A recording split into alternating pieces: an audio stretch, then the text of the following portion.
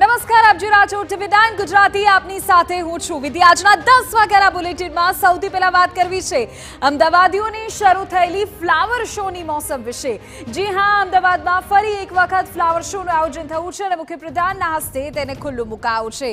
લોકો હવે ફ્લાવર શોની મુલાકાત લઈ શકશે. એએમસી દ્વારા રિવરફ્રન્ટ પર ફ્લાવર શોનું આયોજન થયું છે. આજથી લઈને હવે 15મી જાન્યુઆરી સુધી ફ્લાવર શો ને લોકો જોવા જઈ શકશે, જ્યાં દેશ વિદેશના ફૂલછોડ સાથે 33 જેટલા આકર્ષિત સ્કલ્પચર તૈયાર કરવામાં આવ્યા છે. 150થી વધુ પ્રજાતિના 7 લાખથી વધુ છોડની મજા આવે મુલાકાતીઓ માણી શકશે. આજે મુખ્યપ્રધાને તેને ખુલ્લું મૂક્યું છે. એએમસીના તમામ સિવિક સેન્ટર પરથી તેની ટિકિટ પણ મેળવી શકાશે અને આ 17 દિવસમાં 10 લાખથી વધુ લોકો મુલાકાતીઓ ત્યાં મુલાકાત લે તેવી સંભાવના અત્યારે વ્યક્ત કરાઈ રહી છે.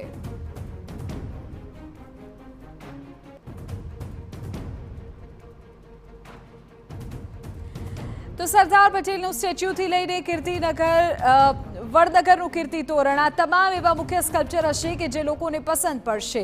અને આજથી આ ફ્લાવર શોની શરૂઆત થઈ ગઈ છે. મુખ્યપ્રધાને આ ફ્લાવર શોને ખુલ્લું મૂક્યું, જ્યાં અલગ અલગ દેશમાંથી અલગ અલગ ફૂલછોડ અને અલગ અલગ પ્રજાતિઓ છે અને તેના અલગ અલગ સ્કલ્પચરને લોકો જાણી શકશે. ત્યાં સેલ્ફી પોઈન્ટ્સ છે, લોકો ત્યાં પોતાના ફોટોઝ લઈ શકશે અને 7 લાખથી પણ વધુ છોડ જ્યાં છે અને તેની મુલાકાત હવે આજથી અમદાવાદીઓ લઈ શકશે. પાછલા ઘણા સમયથી એએમસી તેના માટે કાર્યરત હતી. પાછલા વર્ષોમાં પણ ફ્લાવર શોને અમદાવાદીઓએ પસંદ કર્યો છે.